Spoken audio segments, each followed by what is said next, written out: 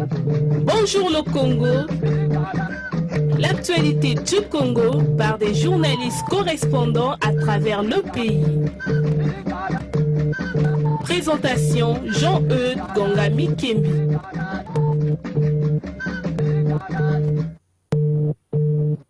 Chers auditeurs, bonjour. C'est toujours avec un grand plaisir que toute l'équipe de Bonjour le Congo vous retrouve pour les infos des départements du pays grâce à notre réseau de correspondants. Des correspondants dont les voix portent à travers le monde entier via notre site internet au www.groupecongomedia.com. Dans cette émission, nous prendrons la direction des départements du Poul, de la Bouenza, bien entendu. Bienvenue à tous.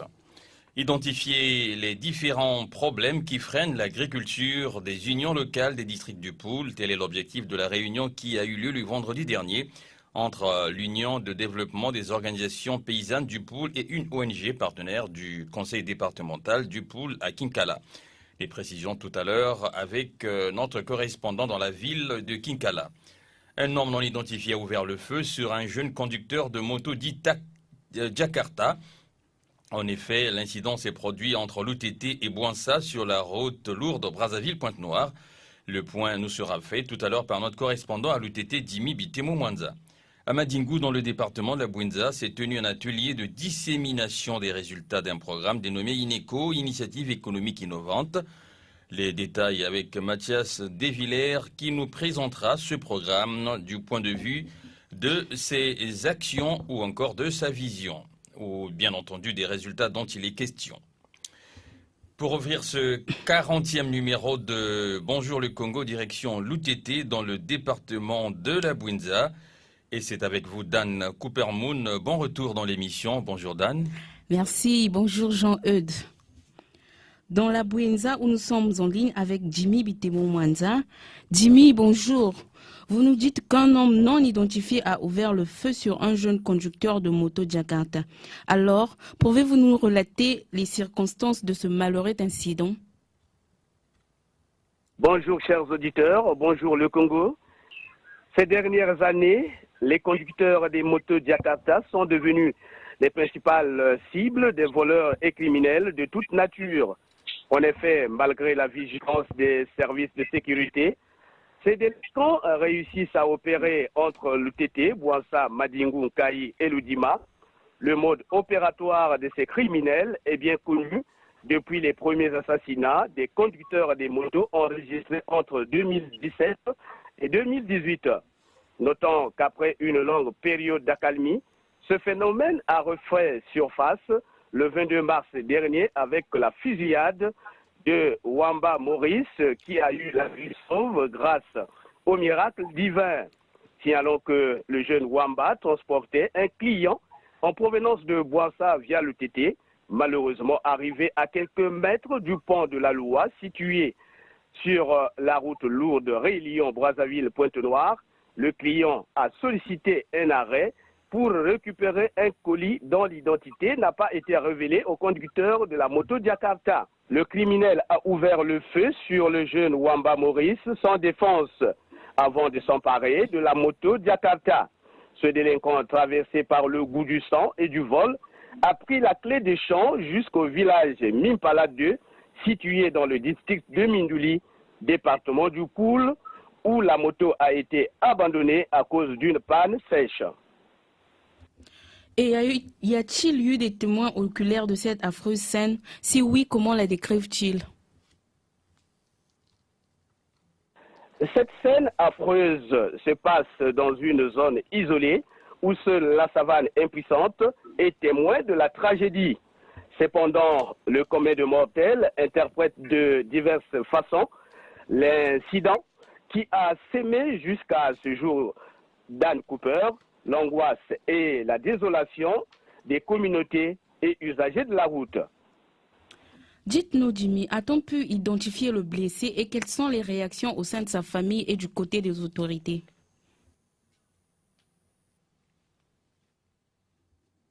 La victime grièvement blessée a été identifiée par des amis et membres de la famille.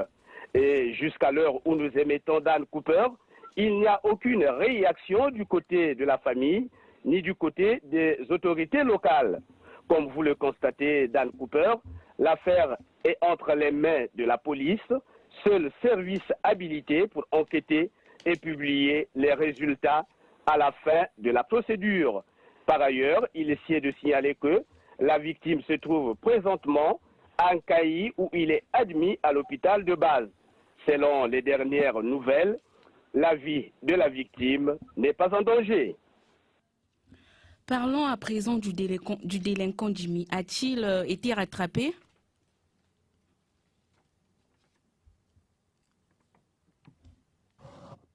À cette question d'Anne Cooper, il faudrait tout d'abord signaler que la moto Jakarta est une moto de précision et donc qui roule à des kilomètres énormes.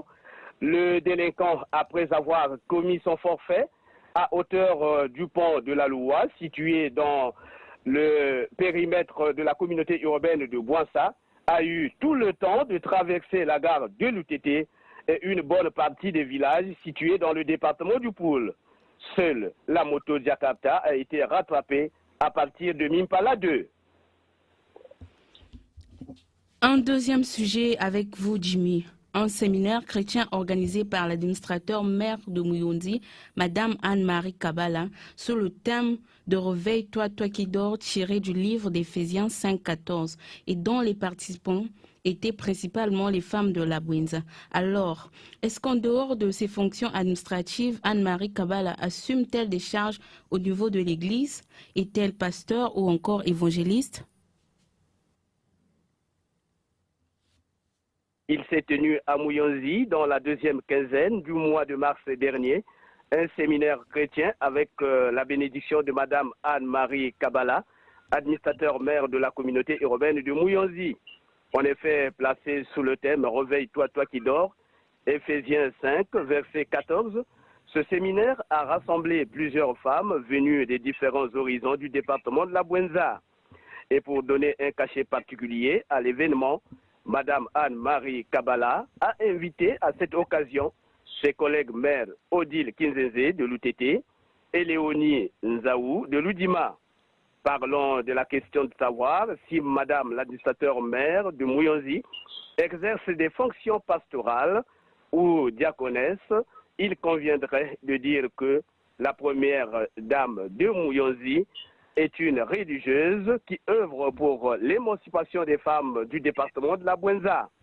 Cette initiative, qui est la première dans la Bouenza, a été un bon moment d'échange afin d'impliquer davantage les femmes dans la recherche des pistes de solutions aux problèmes auxquels la jeunesse est confrontée de nos jours. Quel est le message fondamental autour duquel a tourné ce séminaire, Jimmy? Comme l'indique la thématique de ce séminaire « Réveille-toi, toi qui dors », les femmes de la Bouenza étaient à l'école du savoir pour renforcer leurs capacités dans le cadre de la bonne gestion des ménages et l'encadrement de la jeunesse en perdition. Comme vous le constatez, Dan Cooper, il est question de redorer le blason des valeurs socioculturelles qui sont embrigadées par des antivaleurs et certains comportements déviants.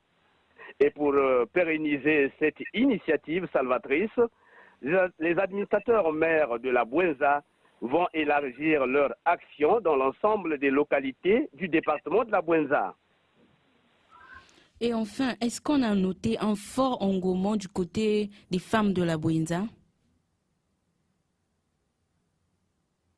Au regard du nombre des participantes, l'on peut, sans risque de se tromper, dire qu'il y a eu un fort engouement, car malgré le contexte économique et financier difficile, les femmes se sont déplacées en masse pour Mouyanzi où elles ont suivi avec beaucoup d'intérêt les différentes prédications basées sur le rôle que doivent jouer les femmes dans l'éducation et l'encadrement de la jeunesse. Il est de signaler que ce séminaire chrétien a connu la participation active des deux religieuses basées à Paris en France. Et dans son déroulement, le séminaire chrétien de Mouyanzi a été ponctué non seulement des prédications, mais aussi des louanges d'adoration au goût et couleurs de toutes les églises. Nous vous disons merci Jimmy pour votre intervention ainsi que les précisions apportées. Je rappelle que vous êtes journaliste à la radio rurale de la ville, diffuseur de Bonjour le Congo sur la fréquence 89.3 MHz. Nous prenons à présent la direction de Kinkala dans le département du Poul où nous retrouvons Souverain de Bitodi qui nous fait le point de ce qu'a été la réunion qui avait eu lieu le vendredi dernier entre l'Union de développement des organisations paysannes du Poul, UDOP, et une ONG partenaire du conseil départemental du Poul. Une réunion qui avait pour objectif d'identifier les problèmes qui freinent l'agriculture des unions locales des districts du Poul. Alors, Souverain, bonjour, vous êtes en ligne avec nous de Kinkala. Est-ce que ces problèmes ont été identifiés? Si oui, quels sont-ils? Bonjour Jean-Eudes, bonjour le Congo. Il s'est tenu le jeudi dernier un atelier d'échange entre l'Union départementale des organisations paysannes du Poul, en sigle UDOPP, une structure groupe en son sein les unions locales de tous les districts du Poul, et l'ONG GESCODE, une ONG partenaire du conseil départemental du Poul, qui appuie les initiatives agricoles. Objectif de cet atelier, Jean-Eudes, identifier les différents problèmes généraux qui freinent l'agriculture du monde paysan, doter les unions locales une feuille de route syndicale, conforter le rôle des unions locales en tant que structure représentative des paysans et dans son rôle d'interlocuteur privilégié des pouvoirs publics et des organisateurs de la société civile non agricole. Parmi les problèmes qui freinent l'agriculture du monde paysan, on a noté le manque des semences, le manque des boutures, le manque du matériel adéquat et adapté à l'activité, l'enclavement des districts, c'est-à-dire le mauvais état des routes, mais on a noté aussi le manque de formation des agriculteurs, le manque de l'information et le manque de plan d'action. Alors, Souverain, dites-nous, est-ce que les causes de ces différents problèmes ont été cernées avec précision? Bon, les causes, Jean-Eudes, ont été cernées avec précision et parmi les causes, comme je l'ai dit tantôt, qu'est-ce qu'on a noté? On a noté le manque d'information parce que dans certains districts, il n'y a pas de chef de secteur qui devrait, en principe, assurer la supervision des activités menées par les locales, mais il y a aussi l'utilisation des techniques empiriques. Il n'est pas rare d'observer les techniques anciennes au niveau des groupements ou des unions locales. Ce sont les mêmes techniques qui sont utilisées partout. Donc, il fallait donc les former et puis leur donner l'information à temps pour que ces unions locales puissent produire au moins un travail de qualité. Pour terminer, dites-nous, chers confrères, si des solutions, ou si tout au moins des pistes de solutions ont été proposées par les participants à cette réunion. Bon, les solutions n'ont pas été proposées parce que cet atelier concernait seulement de déceler les problèmes, les différents problèmes majeurs qui freinent l'agriculture. Donc, les solutions peut-être seront apportées plus tard. Souverain, vous restez avec nous puisque vous évoquez un deuxième sujet. Il est relatif, celui-là, aux travaux de la première session extraordinaire budgétaire du conseil municipal de Kinkala, qui a débuté le 25 mars pour se clôturer le 1er avril dernier. Alors, quels sont les différents points qui ont constitué l'ordre du jour de cette session? La première session extraordinaire budgétaire du conseil municipal de Kinkala s'est tenue du 25 mars au 1er avril 2019 dans la grande salle de conférence de l'hôtel de ville de Kinkala, sous la conduite de M. Joseph Kifoua, maire de la ville de Kinkala. Cette session a planché sur l'ordre du jour suivant. 1. Vérification des mandats. 2. Examen et adoption de l'ordre du jour. 3. Examen et adoption du calendrier des travaux. 4. Examen et adoption du compte rendu de la session administrative tenue du 25 septembre au 4 octobre 2017. 5. Examen et adoption du rapport d'activité du bureau exécutif de septembre 2017 à mars 2019.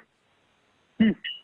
Examen et adoption du point financier de septembre 2017 à mars 2019. 7. examen et adoption du budget du conseil municipal. 8. Examen et adoption du programme d'activité du bureau exécutif. 9. Examen et adoption des délibérations. Et enfin, 10. Divers. Voilà les 10 points, Jean-Eudes, qui ont constitué l'ossature de cette première session extraordinaire budgétaire du conseil municipal de Kinkala. Pouvez-vous nous parler des grandes décisions prises au terme de cette session? Lors de cette session, plusieurs affaires ont été examinées. Au cours des plénières, après des débats contradictoires et fructueux, les distingués conseillers ont adopté à fondement les documents ci-après. 1. Le programme d'activité 2009 du bureau exécutif du conseil municipal de Kinkala et la délibération qui l'accompagne. 2. Point sur la situation financière de septembre 2017 à mars 2009. 3. Délibération portant institution des armoiries de la commune de Kinkala. 4. Délibération portant débaptisation de l'école primaire de Yalavunga. 5.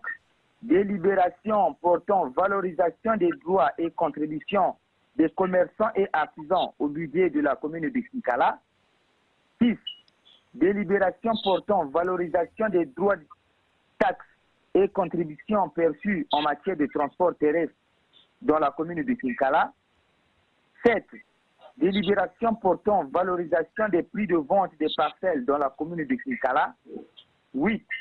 Délibération fixant les taux de droit d'occupation ou de location du domaine public dans la commune de Kinkala. 9. Délibération portant les droits de place perçus dans les halls et les différents marchés de la commune de Kinkala. 10. Délibération portant tarification des pièces d'état civil dans la commune de Kinkala. 11. Recommandations relatives de la gestion par le conseil municipal de Kinkala des latrines publiques du marché central de Kinkala exploitées par le comité du marché. 12. Recommandations sur l'acquisition du nouveau cimetière de la commune de Kinkala. 13. Recommandations sur l'établissement d'un partenariat entre le ministère des Sports et de l'Éducation physique et la mairie pour la gestion bipartite du stade Philbert Joulou de Kinkala. 14. Recommandations sur la construction de l'école primaire de Mbazankandi et du logement du directeur en remplacement du mur du collège de Mundongo. 15. Recommandations sur l'affectation des cadres au niveau de la mairie devant animer les services administratifs et financiers municipaux. 16. Recommandations sur l'examen de l'ensemble des documents financiers par la Commission économique et finances. Alors, souverain, venons-en au budget, puisqu'il s'agissait d'une session budgétaire. À combien le budget s'élève-t-il et quelles en sont les priorités? Le budget du conseil municipal de Kinkala, exercice 2019, est arrêté et équilibré tout en recettes qu'en dépenses à la somme de 647 806 754 francs CFA. Concernant les axes prioritaires du budget, les axes prioritaires vont être, opérés dans le choix essentiellement guidé par l'action du conseil municipal de Kinkala au profit des populations, a déclaré M. Joseph Kifoua, maire de la commune de Kinkala. Grand merci, souverain, pour tous ces détails. Je rappelle que vous nous appeliez de la ville de Kinkala, où vous travaillez pour la radio communautaire qui diffuse ce programme Bonjour le Congo, tous les mardis à 19h25.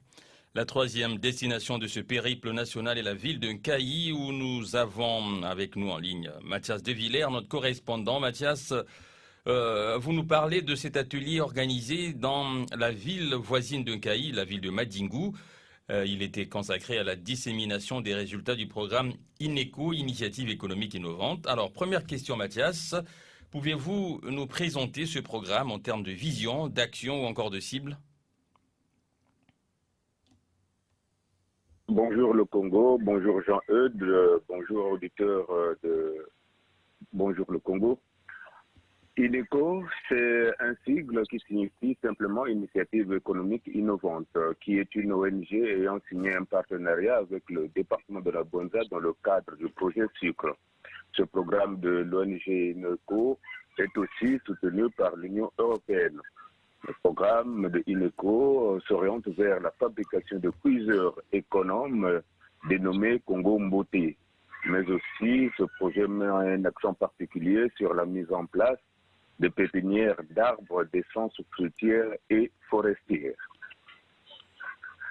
Sa vision, c'est lutter contre la déforestation, l'abattage anarchique des arbres et lutter contre le réchauffement climatique. Toutes ces actions ne peuvent se réaliser si l'homme, en tant qu'acteur principal, n'est pas associé. Quels sont justement les résultats auxquels il est parvenu et qui font l'objet de cet atelier de Madingu? Des résultats, l'on compte autant de ménages qui utilisent le cuiseur économe avec moins de charbon et qui ne produit pas assez de fumée et le risque de brûlure sont moindres. Cet atelier était placé sous le thème modalités de pérennisation des filières cuiseurs économes et pépinières. Tous les auspices de Fulgence Mwangu, président du conseil départemental, en présence de Madame Agnès, directrice des opérations de programme INECO. Alors, pour terminer avec ce sujet, Mathias, dites-nous quel est l'impact de ces résultats au plan socio-économique? Au plan social, au plan socio-économique, comme nous l'avons indiqué, une fois pérennisés, les résultats seront plus que visibles avec l'appropriation par la population de cuiseurs économes, la préservation et la création des espaces verts, ce qui à long terme contribuera, nous le ferons, bien à réduire considérablement l'abattage anarchique des arbres, mais aussi la production de moins en moins de gaz à effet de serre responsables du réchauffement climatique. Jean-Eudes. Oui, Mathias, merci. Vous allez évoquer un deuxième sujet dans cette émission. Il est en rapport avec l'éthique d'Anne Coopermon. Oui, Jean-Eudes, il s'agit en fait d'un séminaire organisé cette fois dans la ville de Nkayi sur le numérique. Alors Mathias, dites-nous, quel est l'organisateur de ce séminaire et qu'est-ce qui a motivé son organisation? Le séminaire sur le numérique tenu à Nkayi du 28 au 30 mars dernier était organisé par l'AJUNC, l'Association des jeunes entrepreneurs du numérique au Congo. Cette délégation, composée de 3 membres, était conduite par son coordonnateur Bidéric Ngakemi Lukwa. La motivation sur l'organisation de ce séminaire, c'est faire du numérique un axe de développement dans la diversification de l'économie du Congo et dans l'épanouissement de la jeunesse.